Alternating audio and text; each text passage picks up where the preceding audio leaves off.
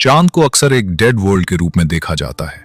एक ऐसी जगह जहां समय अरबों साल पहले ही थम गया हो। न वहां साउंड के ट्रैवल करने के लिए हवा है, न सरफेस हिलाने के लिए टेक्टोनिक प्लेट्स, और न ही समंदर। देखने में ऐसा लगता है जैसे ये हमेशा से ऐसा ही वीरान था। लेकिन चांद हमेशा से ऐसा नहीं था। हम अक्सर मान लेते हैं कि चांद के डेड होने का कारण है उसका छोटा साइज, पर आकार ही सब कुछ नहीं होता।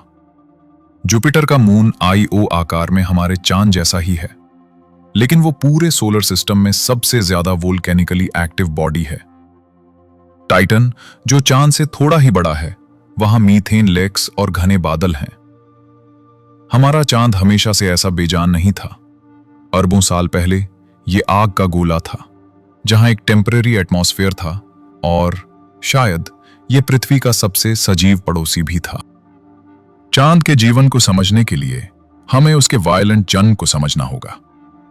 पृथ्वी और थिया नामक ग्रह के कोलिजन से पैदा हुआ चांद शुरुआत में पिघले लावे का एक गोला था। अपने शुरुआती दौर में चांद एक नर्क से कम नहीं था। इसकी पूरी सतह पर लावे का समंदर था। जैसे जैसे यह ठंडा हुआ, हल्की चट्टानें ऊपर तैरने लगी, जिससे वो ऊबड़ खाबड़ जमीन बनी जिसे हम आज देखते हैं। लेकिन असली कहानी शुरू हुई करीब 3.5 बिलियन साल पहले, इम्ब्रियन पीरियड के दौरान। यह चांद के इतिहास का सबसे दिलचस्प हिस्सा था। आज से 3.5 बिलियन साल पहले चांद के वोल्केनोज से सिर्फ लावा ही नहीं निकला, बल्कि खरबों टन गैस भी निकली। वैज्ञानिकों का अनुमान है कि उस दौर में चांद पर एक टेम्पररी एटमॉस्फेयर बन गया था। एटमॉस्फेरिक प्रेशर पृथ्वी के आज के एटमॉस्फेयर का लगभग 1% था।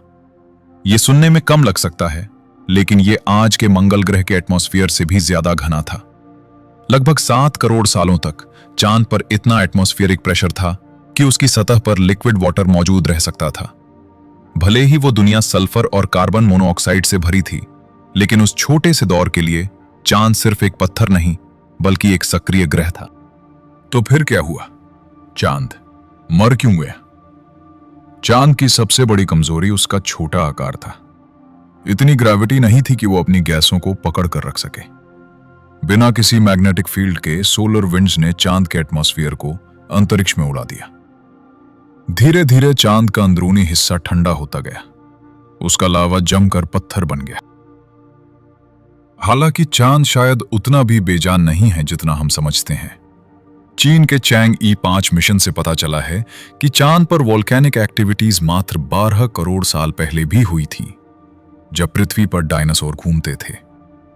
चांद कोई मृत दुनिया नहीं है। ये एक ऐसी दुनिया है जो अरबों सालों की उथल पुथल के बाद अब शांत हो गया है। जब आप चांद के उन काले धब्बों को देखते हैं जिन्हें मारिया कहा जाता है, तो आप सिर्फ साए नहीं देख रहे, आप उन सूखे हुए जख्मों को देख रहे हैं जब चांद वाकई में जीवित था।